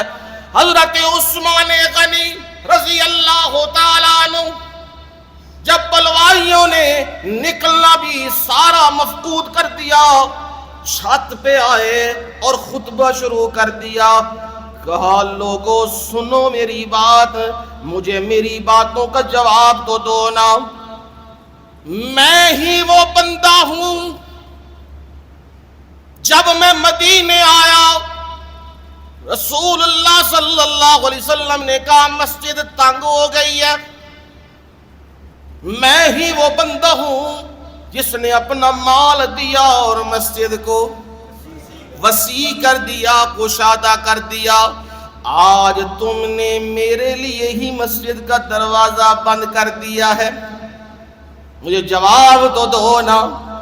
کہا میں ہی وہ بندہ ہوں جب رسول اللہ صلی اللہ علیہ وسلم نے کہا کون ہے بندہ جو مدینے والوں کے لیے پانی خرید کے وقف کر دے.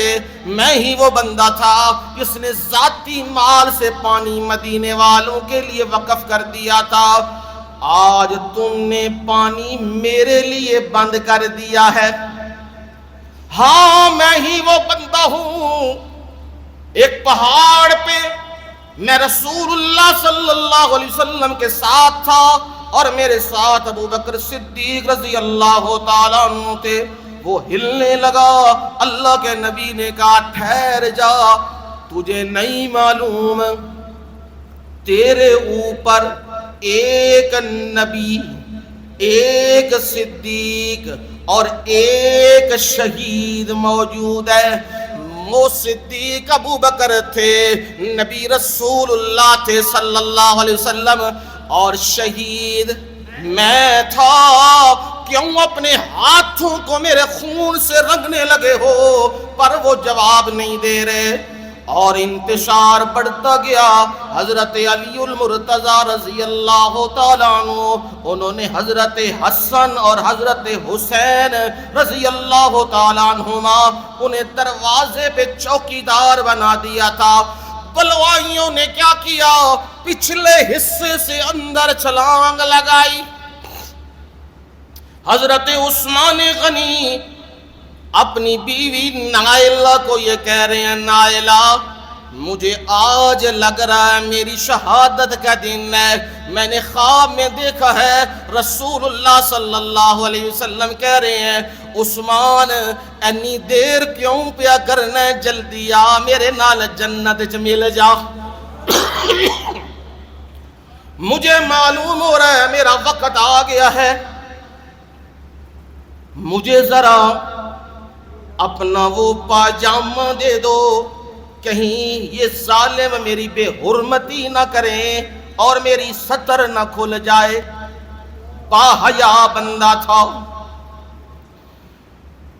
قرآن یہ پڑھ رہے تھے فَإِنْ آمَنُوا بِمِثْلِ مَا آمَنْتُمْ بِهِ فَقَدْ اهْتَدَوْا. یہ آیت زبان سے چل رہی تھی. اگر وہ لوگ ایمان لائیں صحابہ کے بعد یہود و نصارہ اور قیامت تک آنے والے لوگ ایمان لائیں بِمِثْلِ مَا آمَنْتُمْ بِهِ, تو ان کے لیے ایمان کا معیار تم صحابہ ہو. یہ آیت پڑھ رہے تھے فَقَدْ اهْتَدَوْا, اگر وہ صحابہ کی طرح ایمان لائیں گے تو وہ ہدایت یافتہ ہیں. یہ کون پہ کہندہ ہے؟ قرآن پہ پڑھتا ہوں. فَقَدْ اهْتَدَوْا, صحابہ کی طرح ایمان لائیں تو ہدایت یافتہ ہیں. تے صحابہ نو گالاں کڈن, بولو نا, پھر ہدایت یافتہ نہیں. حضرت عمر نو بکواس کرن, حضرت علی المرتضی نو بکواس کرن, حضرت عثمان نو بکواس کرن, حضرت عائشہ صدیقہ نو بکواس کرن, تے ہدایت یافتہ نہیں نے. اللہ نے انہاں نو معیار ایمان بنا دیتے ہیں. فرمایا جیڑا بندہ صحابہ دے ایمان تے ایمان نہیں لے آندا وَإِن تَوَلَّوْا فَإِنَّمَا هُمْ فِي شِقَاقٍ,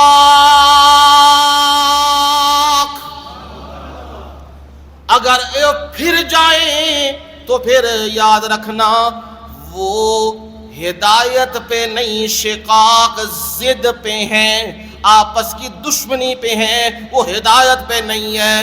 میرے نبی آپ کو گھبرانے کی ضرورت نہیں، فَسَيَكْفِيكَهُمُ اللَّهُ۔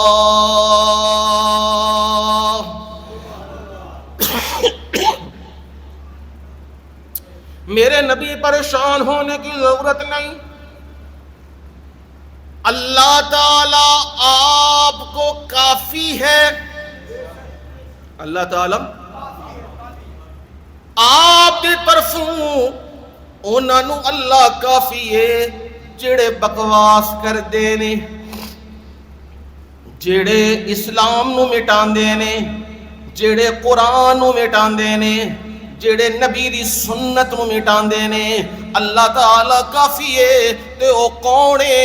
وَهُوَ السَّمِيعُ الْعَلِيمُ،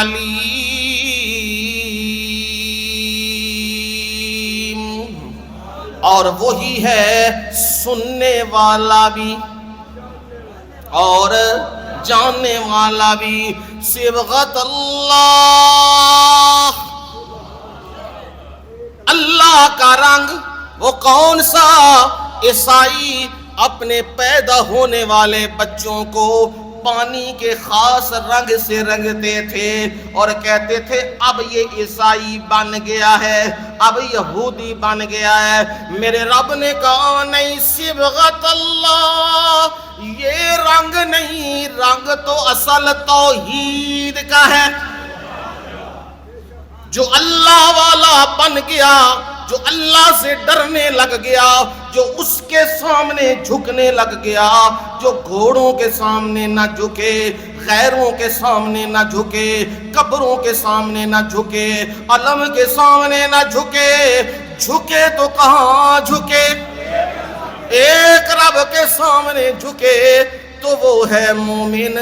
اور فرمایا یہی رنگ ہے، من احسن من اللہ صبغا، اور اللہ دے رنگ تو ودیا رنگ کوئی نہیں۔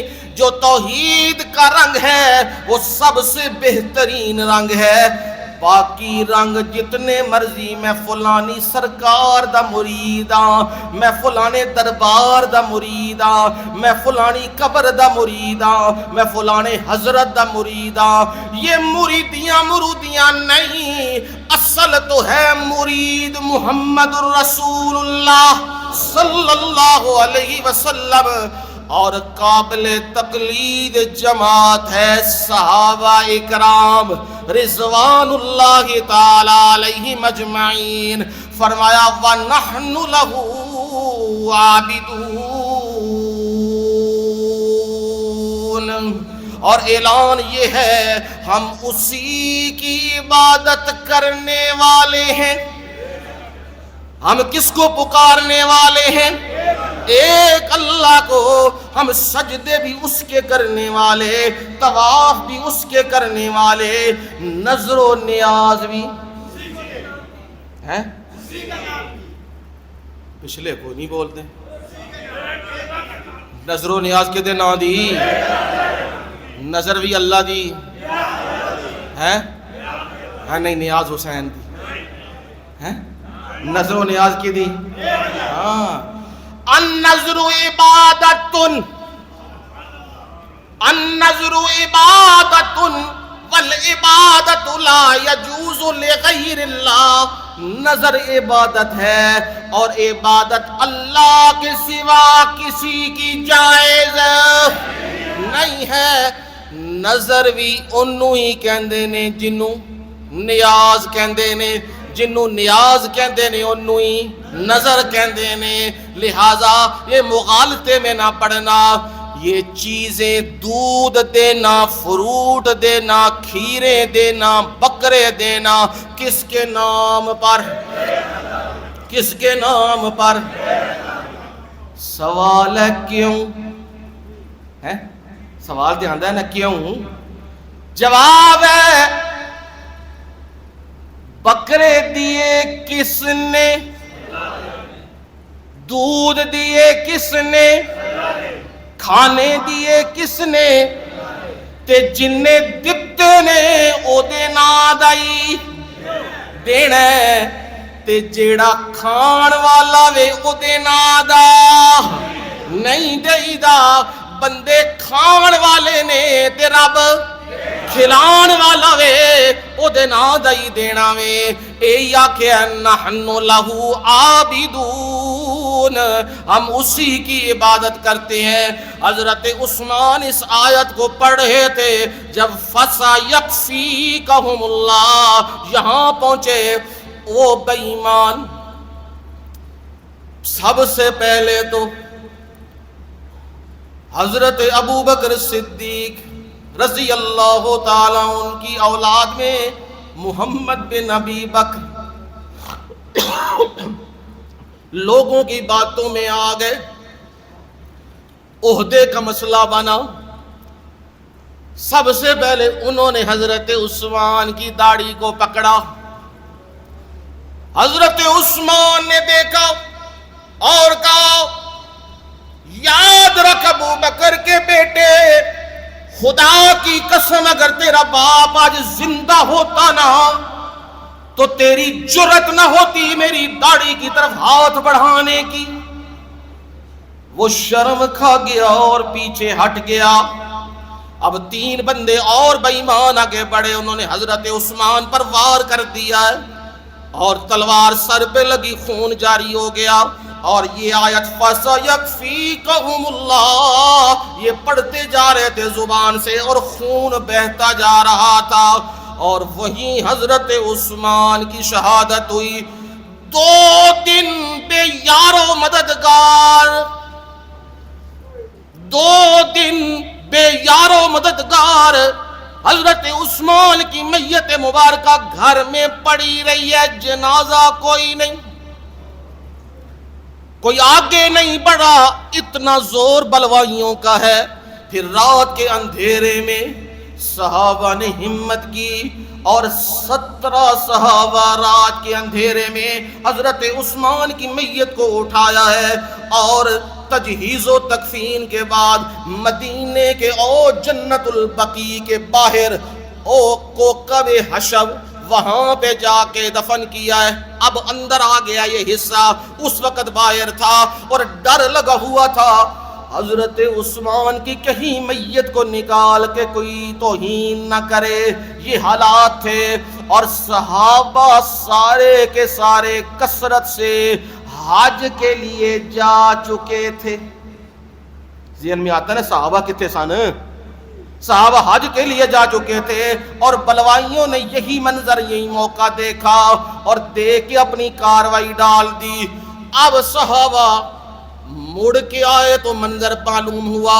روتے صحابہ کہہ رہے تھے, حضرت حذیفہ بن یمان کہہ رہے تھے میں تمہیں سب لوگوں سن لو, میں تمہیں کہہ رہا ہوں میرے نبی نے اشارہ کر کے کہا تھا جس دن یہ بندہ عثمان شہید کر دیا گیا اسلام کا وہ دروازہ ٹوٹے گا جو قیامت تک دوبارہ جڑ نہیں سکے گا.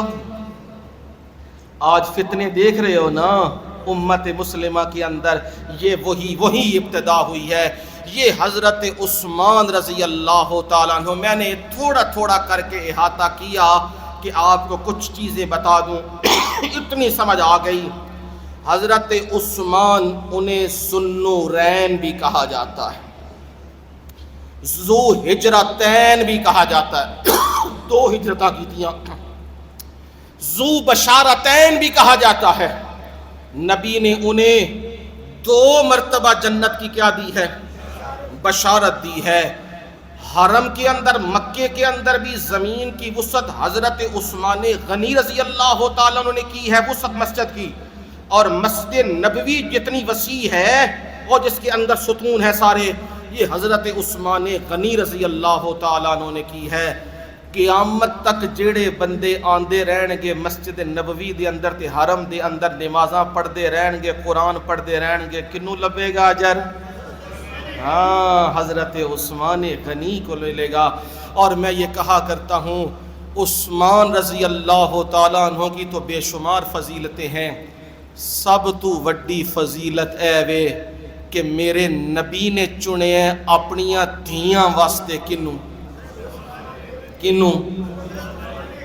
کنیاں دھیاں تے پھر آکھیا دو فوت ہو گئیاں تے آکھیا لو کان علی 40 بنتا، اگر میری 40 دھیاں ہوندیاں.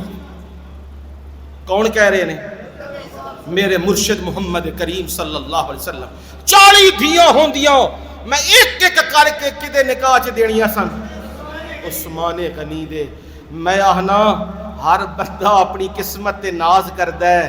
عثمان کڈا خوش قسمت ہے جنوں نبی نے چنے اپنی دھیاں واسطے. ہے اے قسمت کسے کسے نو لبدی ہے، اے مقدر کسے کسے دا ہوندا ہے. تے او عثمان جدا مال سارا کتھے قربان ہویا؟ اسلام دے اتے. جان کدے تے قربان ہوئی؟ اسلام دے اتے. اللہ تعالی اپنی رحمت دے نال ساڈے ٹھکانے بھی حضرت عثمان غنی دے نال کر دے. زندگی رہی تے انشاءاللہ اگلے جمعے مراد رسول سیدنا عمر فاروق رضی اللہ تعالیٰ عنہ پہ گفتگو ہوگی انشاءاللہ. وما علینا الا البلاغ المبین.